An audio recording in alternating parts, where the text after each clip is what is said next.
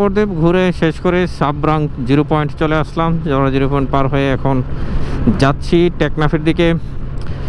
এখানে এই জায়গাটা অনেক পর্যটক থাকে, ঘুরতে আসে। যেহেতু ছুটির দিন, স্থানীয় সবাই মিলে একটা মোটামুটি ভালোই জমজমাট জায়গাটা, পর্যটক ভরপুর হয়ে গিয়েছে।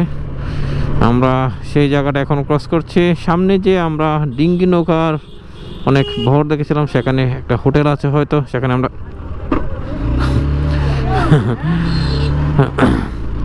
দুপুরে খাওয়াটা করব। এই যে দেখেন, সূর্যের অস্তকৃত আলো এখানে পড়তেছে, আর সূর্যের আলো এখানে রিফ্লেক্ট হচ্ছে। ওয়াও, দেখেন আকাশ পরিষ্কার, সূর্য, সাগর, আকাশ, মেরিন ড্রাইভ সব মিলে একাকার। সেই একটা অসাম পরিবেশ। ওয়াও,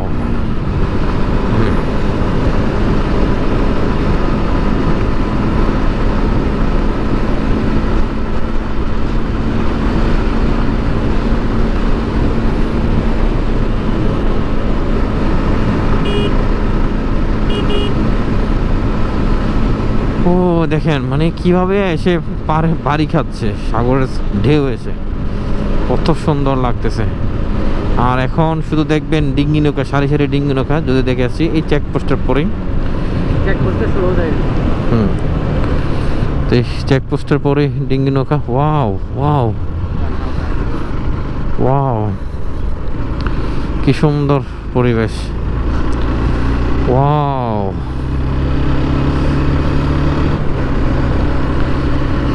এরকম বিশাল আকাশ, নিচে রাস্তা, বামে সমুদ্র, এবং তারপরে সূর্যের আলো, এগুলোর কম্বিনেশন খুব। আমার ডান দিকে পাহাড়, লোকালয়, মানে সব কিছু একসাথে।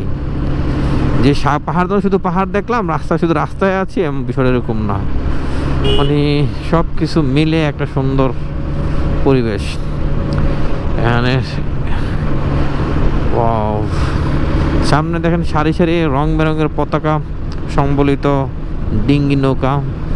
আমরা এখন ওইটাকেই ক্রস করব। আসার পথে ভিডিও হয়েছিল জানি না, কারণ মোবাইলের চার্জ, মানে ব্যাটারিতে চার্জ ছিল না গোপ্রোর, সেটা আমি ধারণা করতে পেরেছিলাম। পরে একদিকে এসে ব্যাটারি চেঞ্জ করলাম। হয়তো ভিডিওগুলো হয়, এখন দেখবেন জায়গাটা আসলে কত সুন্দর, কত সারি সারি দুই পাশে ডিঙ্গি নৌকা সাজানো। ডিঙ্গি নৌকাগুলো রং বেরঙের পতাকা বিশিষ্ট। দেখেন মানে এই জায়গাটা তার আপন স্বাদে সজ্জিত হয়ে আছে। সামনে সেনাবাহিনীর। ওয়াও, সুন্দর, শুধু ডিঙ্গি নৌকা,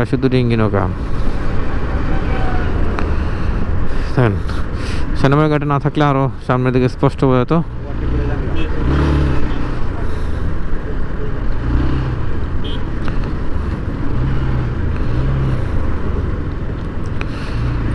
করতে পারবো কিনা, গাড়ি আসতেছে।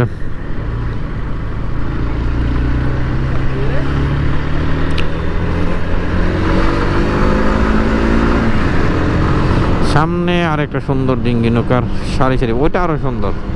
এই যে পাহাড় ডিঙ্গি নৌকা সাজানো আছে, এগুলো মাছ ধরতে যায়, আবার কোন মেরামতের প্রয়োজন হলে পারে উঠানো হয়, আবার নামিয়ে দেয়। সেগুলো যেন আলাদা ওঠানামার ব্যবস্থা আছে। এই যে উঠে এনে,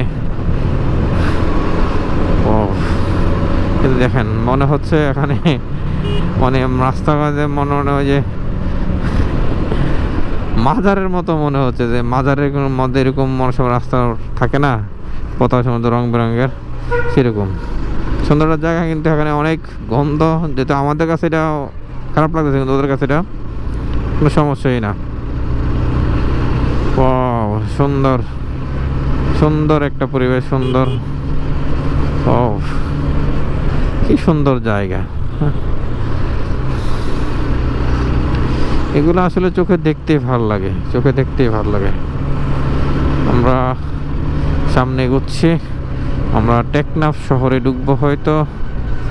দেখা যাক কোথায় খাওয়া দাওয়া ব্যবস্থা করা যায়। দেখেন সাগরের পার, মানে যতই দেখি ততই অমায়িক লাগে। মানুষ হাঁটতেছে, ঘুরে ঘুরে ছবি তুলতেছে, ভিডিও করতেছে।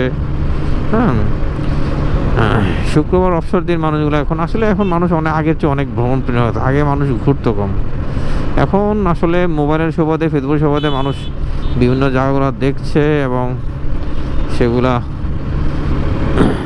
দেখে দেখে ঘোরার অনুপ্রাণিত হচ্ছে এবং ঘুরতে আসতেছে, এবং এই জন্য পর্যটকের সংখ্যাটা বেশি। এই জন্য পর্যটক এরিয়াতে ছুটির দিনগুলোতে আসলে একটু ভিড়ে থাকে, কারণ আসলে সবাই তার কাজের ফাঁকে ছুটির দিনগুলোতে আসার চেষ্টা করে, যদিও দিন রাশ থাকে, কিন্তু কিছু করার থাকে না, কারণ প্রতিষ্ঠানগুলো বিভিন্ন ধরনের এক এক দিনের ছুটির সময় এক এক দিন না, সবাই এক যুগে ছুটি দেয়, এই জন্য এক যুগে সবাই বের হয়, যখন একটু রাশ থেকে যায়। আমরা এখন বসে না, এটা হলো টেকনাফ শহর ডান দিকে একটু, টেকনাফ শহরটা